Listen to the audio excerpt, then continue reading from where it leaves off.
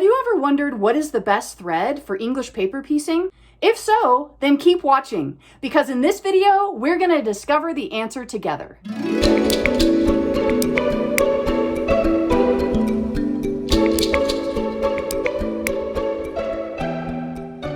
If you've been EPPing for any length of time, you have probably realized that each stitcher has their own favorite thread that they like to use for their English paper piecing.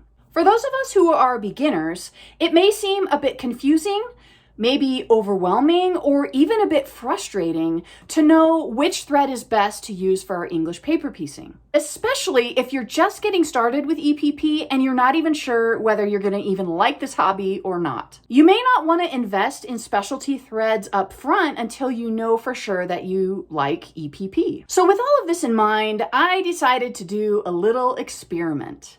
I grabbed 3 spools of thread from my stash, each one made by a different brand, so that I could do a comparison of each one and see how they perform for English paper piecing. So that is what I'm going to show you in this video. I also wrote a blog post that goes into much more detail about how to choose the best thread for English paper piecing.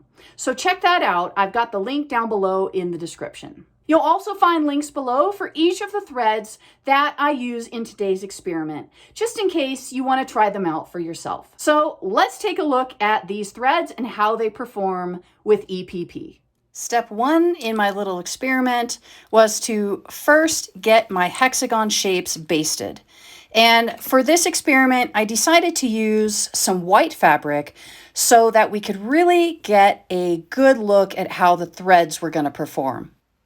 After glue basting my hexagons, I picked out my threads. All 3 threads are the same or very similar in color, and I decided to go with red because I thought that would contrast very well with the white and allow us to really see the stitches for what they really are. For this experiment, I chose the same type of thread, but in 3 different weights.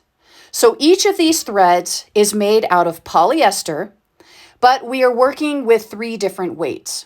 This all-purpose Coats & Clark is a 35 weight. This all-purpose Gutermann thread is a 50 weight.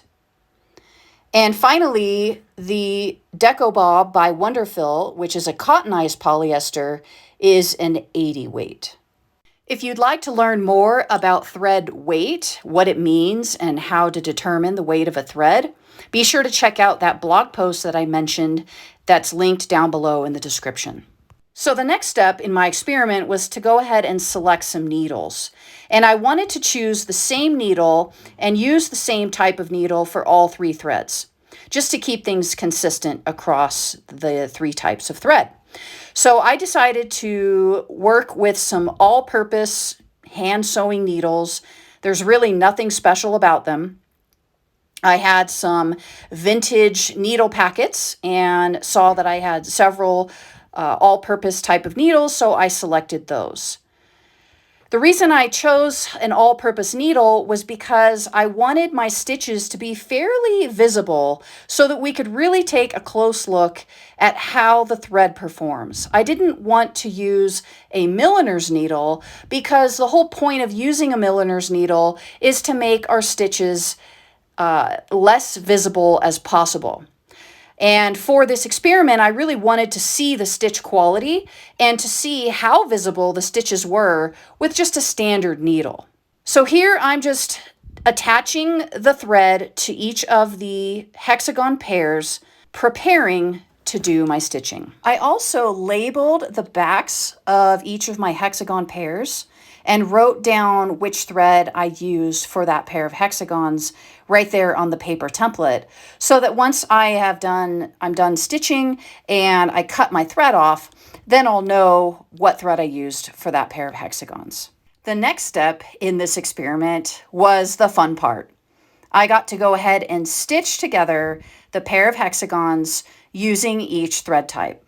And as I'm taking these stitches, you can see that I wasn't really trying that hard to make invisible stitches, or in other words, to make my stitches really small. I was picking up a nice chunk of fabric from each side, and these are larger stitches than I personally usually stitch. As I mentioned earlier, I usually use a milliner's needle, and I usually only pick up about 2 threads of fabric from each side, making my stitches very small and discreet. But again, for this experiment, I wanted the stitches to be much more visible so we could really see what these threads are doing and how they perform. So I took more of a standard type of stitch, and of course, because I'm using a thicker needle than a milliner's needle, being an all-purpose needle, I'm also just naturally picking up more of the fabric because of that needle. I then stitched up the Gutermann pair of hexagons with the Gutermann thread, and because I'm using the same exact type of needle, I tried to keep my stitches exactly the same as how I sewed them on the Coats and Clark version. So I was really trying to be consistent across all 3 of these different thread types with my stitch length and with how much fabric I was picking up with that needle. When I got to the 80 weight thread, I immediately noticed a difference just in how the thread itself went through the fabric and how it felt stitching. I have never used 80 weight thread prior to this experiment, so I was quite surprised and quite pleased with how it stitched and how it felt going through the fabric. Before I opened up the hexagons, I just wanted to take a close look at the way the stitches look from the back. And you can already tell there's quite a difference just because of the different weights of the thread. So then, of course, I wanted to open up my hexagons and take a look at my stitches from the front of my work and really get a close-up look at whether or not there were any real big differences in the way the thread looked, as well as how large the stitches were, how visible the stitches were, and just kind of an overall look and feel of how the stitches turned out.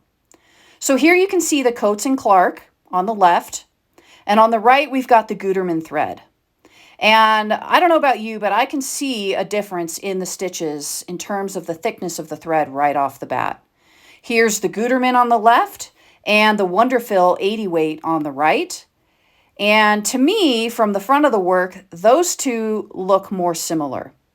Here is a better view of them closer together so we can really see and compare all 3 threads together in the same frame. The 35 weight Coats and Clark is on the left, the 50 weight Gutermann is in the middle, and the 80 weight Wonderfill is on the right. And again, because these are all polyester, the thread strength is all about the same. You can learn more about thread strength and what makes a thread stronger or weaker than another thread in my blog post that I mentioned earlier, linked below. So really, what I was comparing in this experiment were how the different thread weights perform with English paper piecing.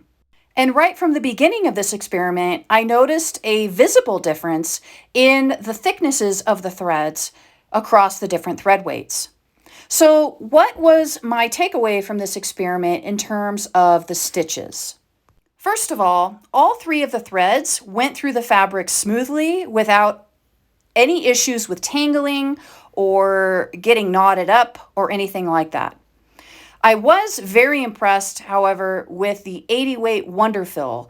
That was a much smoother stitch, and it basically just glided right through the fabric, and it was a noticeable difference from the other 2, the Coats and Clark and the Gutermann. So in terms of smooth stitching, I would have to definitely say I really like the Wonderfill 80 weight thread. If you're going for very discreet stitches and you want your stitches to be as invisible as possible, you can do one of 2 things. First, you could select a thin needle that will pick up the minimum amount of fabric from each of your pieces and thereby make the smallest stitch possible. And then when you select a thread color that matches the fabric that you're stitching together, your stitches can be almost invisible. And this is actually what I normally do with my EPP. I use a standard size or standard weight thread with a milliner's needle, and I am very satisfied with how my stitches turn out. Option 2 for less visible stitches is to experiment with your thread weight. And that, of course, is what we are taking a look at in this experiment video. And you can see here that the different weight in thread definitely affects how the stitch looks from the front of the work. The finer the weight thread, the more discreet the stitches are. So if you're just getting started with EPP, you can use an all-purpose polyester thread in a standard weight. Both the Coats & Clark 35 weight and the Gutermann 50 weight make great threads for EPP. Plus, they're easy to find locally at your local craft store, and they're highly affordable. For more experienced EPPers, the Wonderfill 80 weight thread is definitely worth checking out. Do you have a favorite thread for English paper piecing? If so, which thread is your favorite? Let us know in the comments below. What brand do you like to use? Do you use polyester or cotton thread, or maybe another type of thread like silk? We'd love to know what thread you use, so leave a comment down below. If you like this video, click the like button and consider sharing it with a friend. In my next video, I'll be talking about fussy cutting, what it is, how to do it, and I'll be sharing a super cool little trick I learned how to make your own DIY fussy cutting templates. So remember to subscribe and click that bell so that you get notified when I post that video. Until then, keep on stitching.